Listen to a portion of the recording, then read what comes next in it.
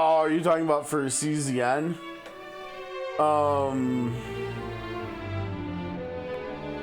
not gonna lie, I've kind of been digging the soundtrack of it so far, honestly, because a lot of the stuff is like really up tempo. Some of it seems a little bit darker. It seems very like enigmatic and I had a word in mind and I lost it.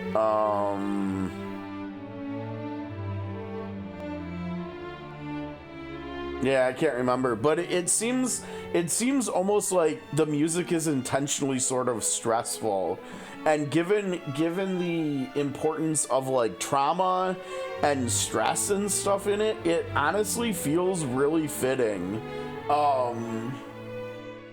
Like I was thinking about it because originally my first impression of it was like I wasn't really vibing with the music, but the more I started thinking about it, the more like actually appropriate it kind of feels.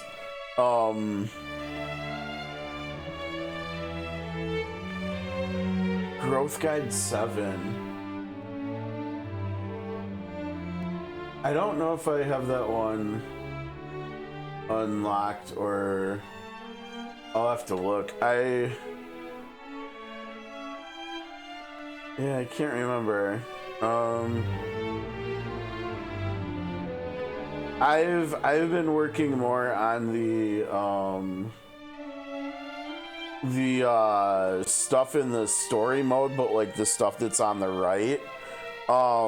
Like finally getting caught up on doing all of those, because some of those were coming from that one thing in Ark in the city. And there's still a little bit more I think I have to do, but not too much more. Okay, there we go. Now Reno is 52. 50 also.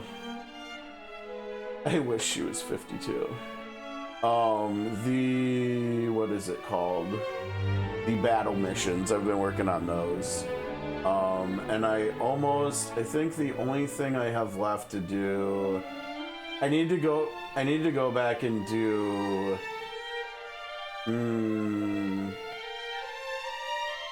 I need to finish hard chapter 4, but I think that's all I've got left now.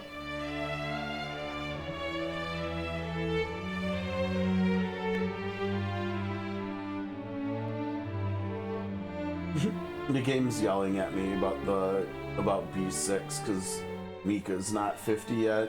Whatever, I don't care.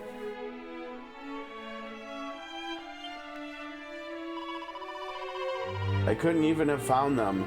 They had me trapped in those awful illusions. I didn't know where I was.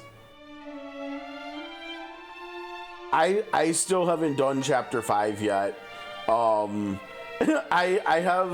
I have rewards because I did one of those 0 chaos things or whatever the right mode that unlocks at 40 for chaos was, and I did one on the 5th chaos zone, but I don't technically even have it unlocked yet, like in the normal and the left side of chaos, and so I can't even claim my rewards from doing it yet. It's kind of funny because I've got to get the story caught up yet. I think I'll try to get chapter 5 knocked out tonight, probably.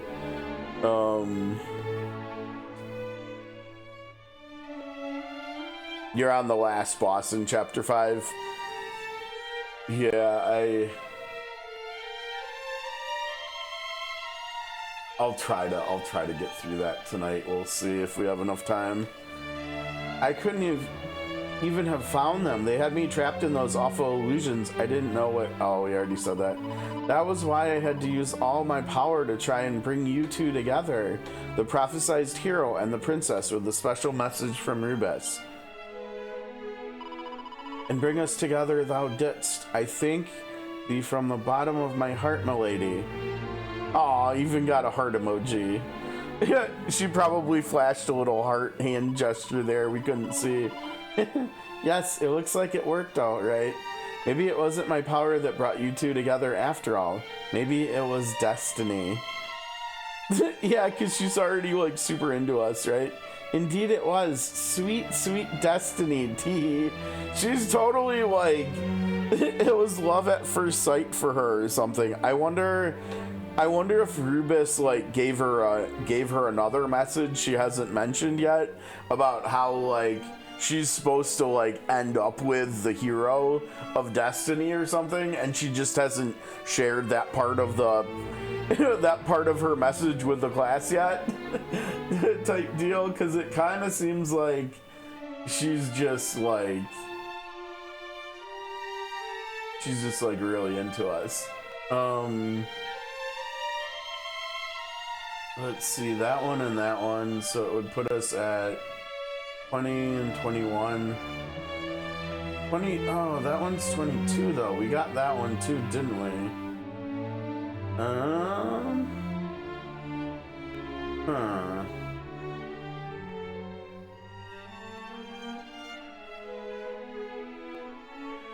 I'm kind of feeling like there's one more mini medal that I missed and I'm not quite sure which one it is.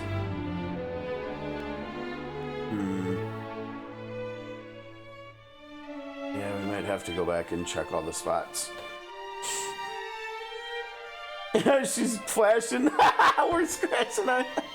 They're like these hidden items and stuff. And there's this like king of the mini medals, and when you reach certain thresholds with them, he's like, here, have a new reward, and he gives you like these interesting items and stuff. Like a few of the pieces of equipment we've got on right now came from that too. There, if I remember right, I think there's 40 total in the game, and at least as far as this guide I'm looking at, we should be at 24 out of 40 right now. But I think we're only at 21 out of 40, and I think we got that one too. There's one of the first 24. I'm not sure why it's on here because it's from a place we haven't gone to yet story-wise. So technically we should be out of 23, I think, right now. And there's one I definitely. Our team was trying to auto Chapter 4 hard battle mission B6 and it failed. Oh, that's not good. Let's run it back and give them another try. Maybe we try a different DPS than Hugo though. Why don't we just throw Renoa in there and see what happens? See how. Oh, but she's got standard data, probably not too well. But okay, so then if we say there's 23, and there's definitely one that I know we didn't get yet. I know exactly where it is. That puts us at 22 out of 23. So I think we're missing one. I'll have to check. But I'm not, like I said, I'm not sure which one it would be. It might be this one in Remolder.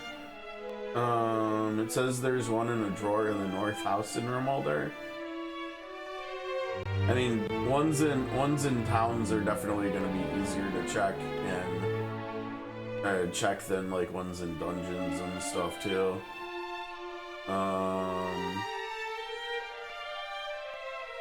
It also says, oh, you know what? I think we might have missed this one actually. One in the Wayfarer's Chapel, but it's upstairs, and I don't think we returned to checking upstairs.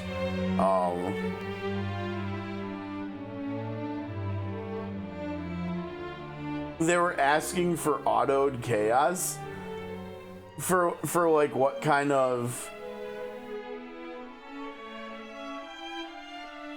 What do you mean? Like they were asking for like what kind of characters you could put together to make it so you could auto it, or? I mean, I feel like I've got a couple sets of data that are really good for autoing, but I don't know. Man, Renoa just looks good. I mean, she's playing default 15k data right now, and she's doing good. Stop it! You're making me sick. Anyway, we wanted to say thanks too for saving the boss. Well, this is all very nice, but it's not getting us any closer to doing as Rubus asked. Oh, you mean the ability to auto in chaos? Yeah, you're right. We can't auto in there. Yeah. But we can't even use the auto feature in combat. It took me a second to remember that, but yeah. Yeah, you can't even auto combat in chaos.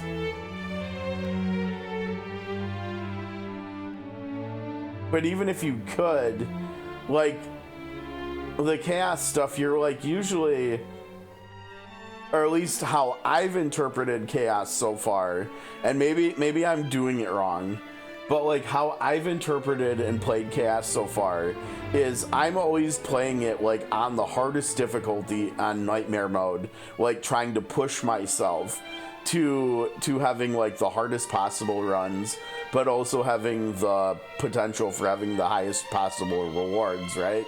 And so like if that's how you play, having auto available would totally just like lose you your run, right? Because the content would be so hard that, like, I mean, don't get me wrong, I feel like the AI in CZN is definitely better than in SOC, but at the same time that's not a very high bar. And like I still see the CZN AI like making terrible misplays anyways, right? Like, you know, you'll be doing an attack turn, right? And enemies will have the countdown numbers, right? Like for doing attacks during your turn. And like the AI will use all your attack cards up, and then it will use your like shielding or healing cards after the enemy has already attacked you, right? So like it does no good, but it still plays them because it has the AP to. But it'll use those cards, like your defensive cards, like after you get attacked, so it like does nothing. I mean, at least as far as shielding goes, for sure. But and it also does not use, I mean, it does use ego cards, right? But it does not use ego skills very well. Like it'll use them, but it doesn't use them well. Okay, she spoke of the need to see the land blessed once more, and of one who knew how that might be achieved. Was it of these she spoke, perchance? Didn't you literally already ask her that when we first rescued her and she said yes?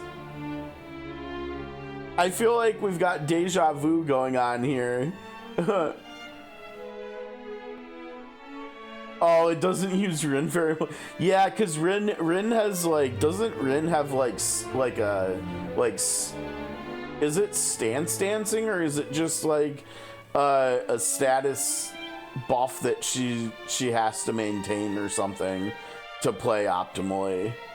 I really don't remember, and it is a stance thing, yeah. Because she's down to being like one of only 2 5-stars I still don't have, and I think there's still 1, maybe 2. Uh-oh. The team failed again. Wow. Okay, well, Renoa was not the answer. Hugo was not the answer. Renoa was not the answer. Alright, let's try... Well, our only other 5-star options are Luke and Kalipe. So let's try Luke, I guess. I don't know, I have a hard time believing that Luke is going to perform better than Hugo, but we'll see. Luke does have really good shielding data, and I am running Magna, so maybe that would work pretty well.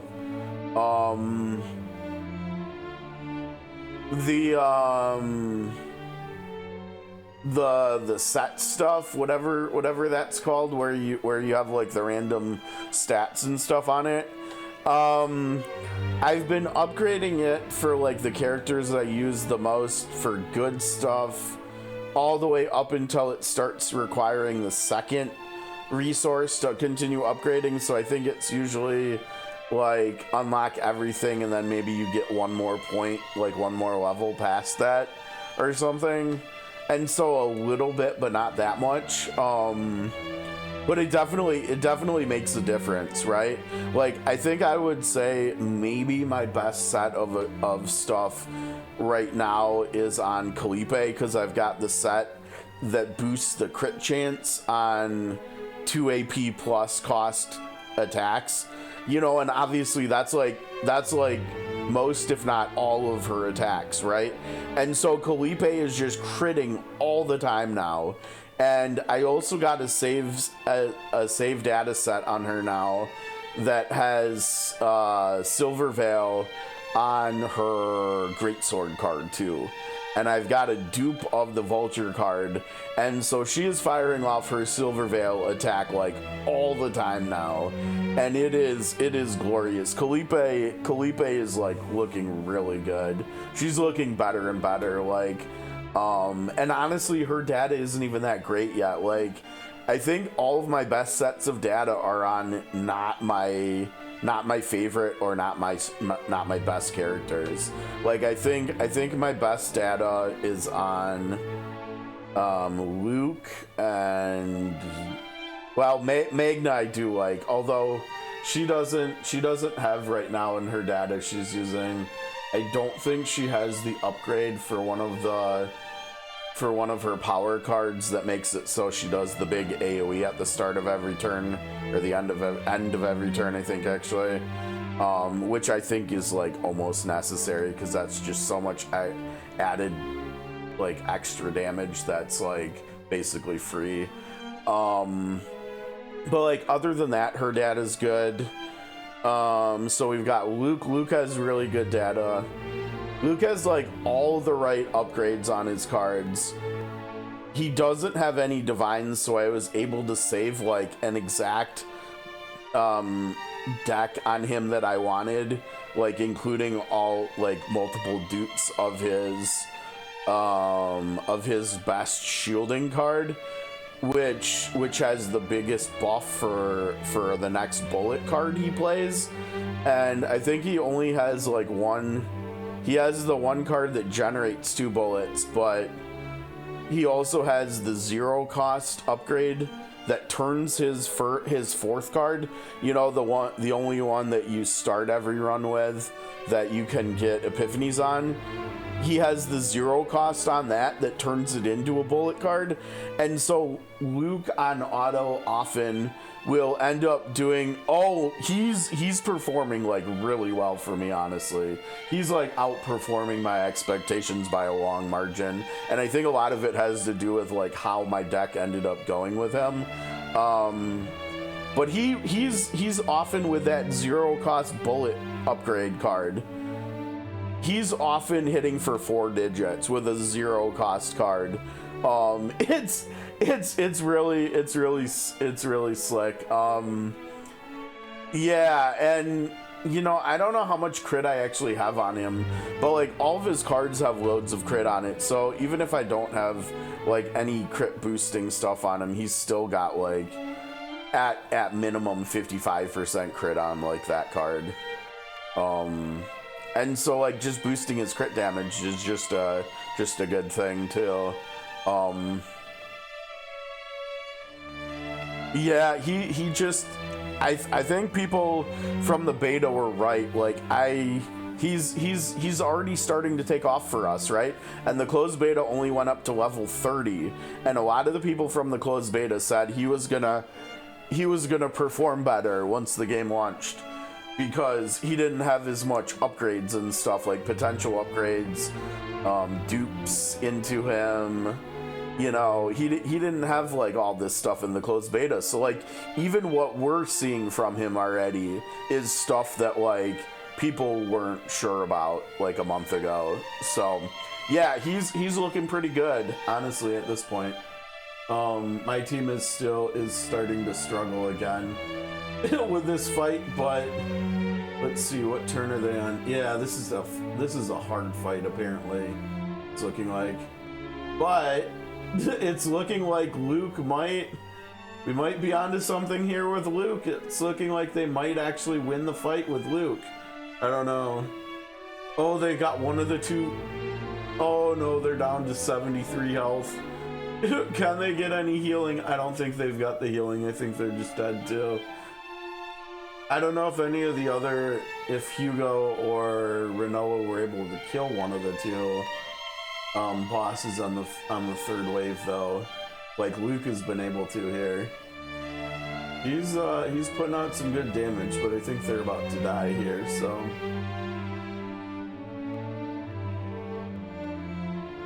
Yeah, oh man, they almost survived too. But none of these teams have looked like they went quick enough, right? Because you got to get it in 12 turns too. I'll have to manual that later, I think. Okay, she spoke of the need. Yeah, we that. My bad, folks on YouTube. I'm sorry, we're getting way too distracted here with other stuff, and apologies for that. Yes, we need to summon her back to Alfgard. That will bring the blessing back. It's like I said when I spilt the explained to you for a very good reason. She's off in another world right now. And while she's been away, the Dragon Lord has appeared, and the darkness has got everywhere, and now she can't come back home. The power of the land is being eaten away, and the power of the rain and the sun and the rainbow with it. Without those, you can't get over to the island he's on. Before long, you won't even be able to reach the Dragon Lord, let alone defeat him.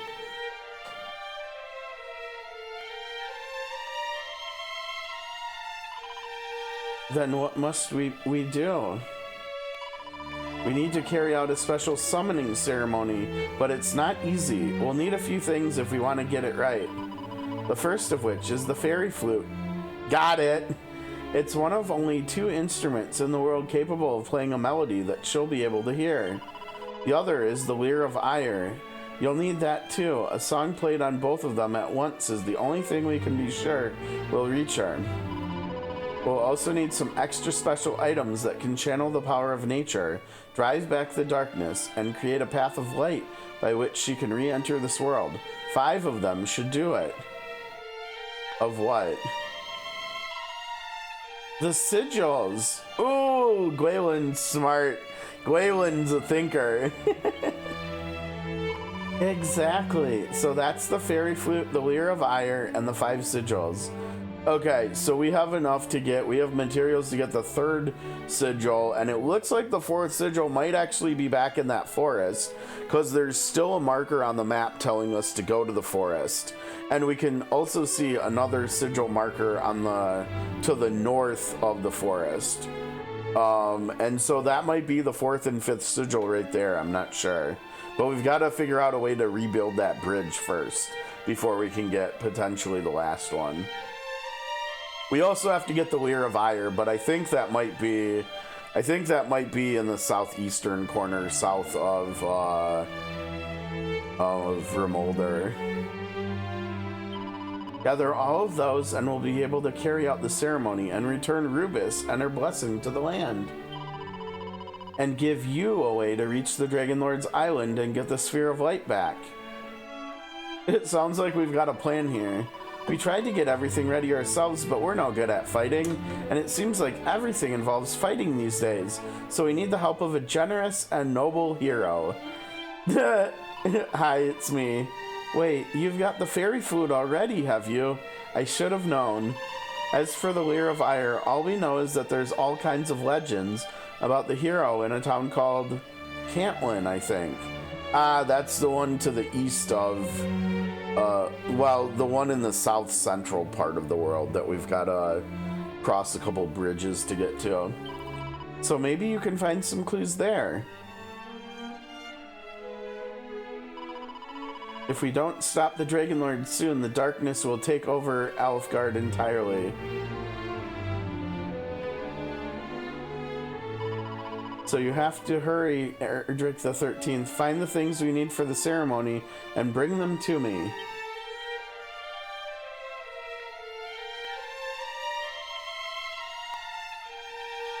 Okay. Yep, our story objectives have changed. Let's see. Yeah, see, okay, so here we are right over here, right? There's the forest again here. Now maybe it's, yeah, see, it's still telling us to go there. I think there might be another sigil material in there, but I think we can safely assume this is one of them, potentially the last one, and then this is where we're supposed to go to investigate the Leer of Ire at. I think, I could be wrong, but I think the Leer of Ire might be here. Now we technically could just go down here. They did say that there's harder enemies down here when we were both in here and here. Both places said that this island down here has really scary monsters. But we like scary, so maybe we should go there. And also, before we pass level 27, we've got to go back and beat the knight finally, right? Because if Neck can do it, we've got to try to too. And see, yeah, I was right. We're only at 20. So maybe there's even more mini medals missing than I thought. There might actually be 2 of them I'm missing or something. Okay, let's see. I think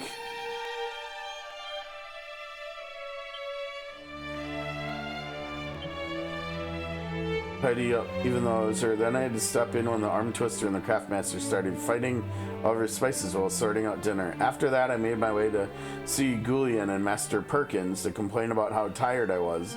I wish the boss would hurry up and come home. Dirk the 13th has a feeling this was written by the chief. Facing fearsome fiends. We fairies might be on the weaker side, but that doesn't mean we should give up when a monster appears. Just stay calm and remember, brawn never beats brains. Swing some spells and you'll be right as rain. My personal favorites are Fizzle and Magic Barrier. After all, we'd only lose if we tried to play the beasties at their own game. Focus on stopping them with magic while making sure you're well protected. All of this applies to any chance encounters with smelly humans too. Extra points if you can twist their arm into doing something for you. That was written by the arm twister, yep. Oh, thank goodness. Okay. You can beat the Dragon Lord with one hand tied behind your back. We'll be cheering you all the way. Woo! I'm glad the boss is alright. Okay. Yeah, you already said that. We have to summon Rubus before the Dragon Lord gets too powerful. Okay. I think we should be able to get one more sigil now at the very least, right? Let's give it a try now. I think we should try taking her back to Tantagel too. Ah, yes, we got one. Something tells me you've got a little present for me, Erdrick the 13th. Sticks her hand in. Oh, it feels all peaceful and it smells lovely. Anyway, let's get to work, shall we? Alright, which sigil are we getting here?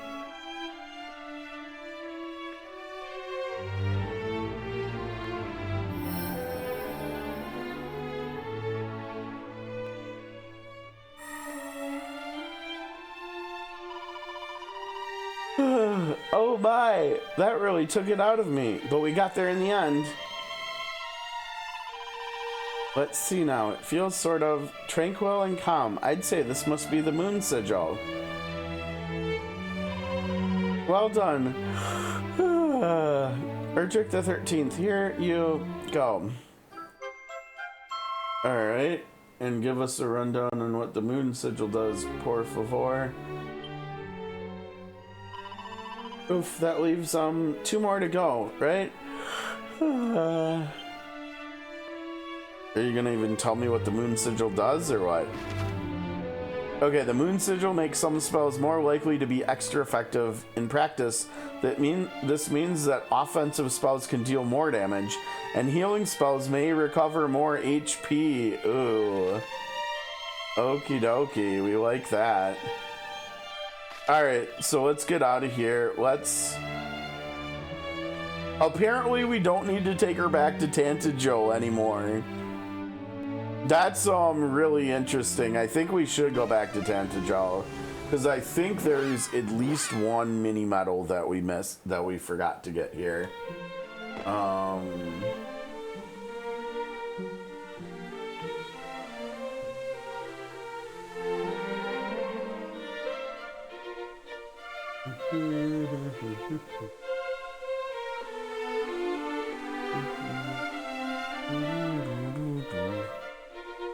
have anything we can sell here?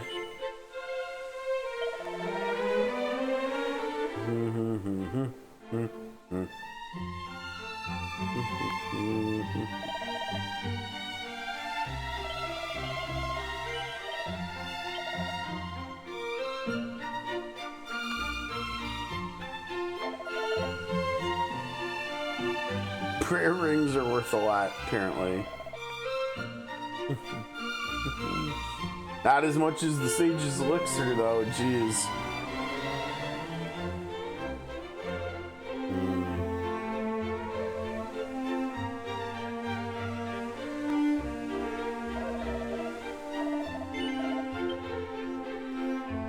Okay, where was, let's see, Temperature, the Molder.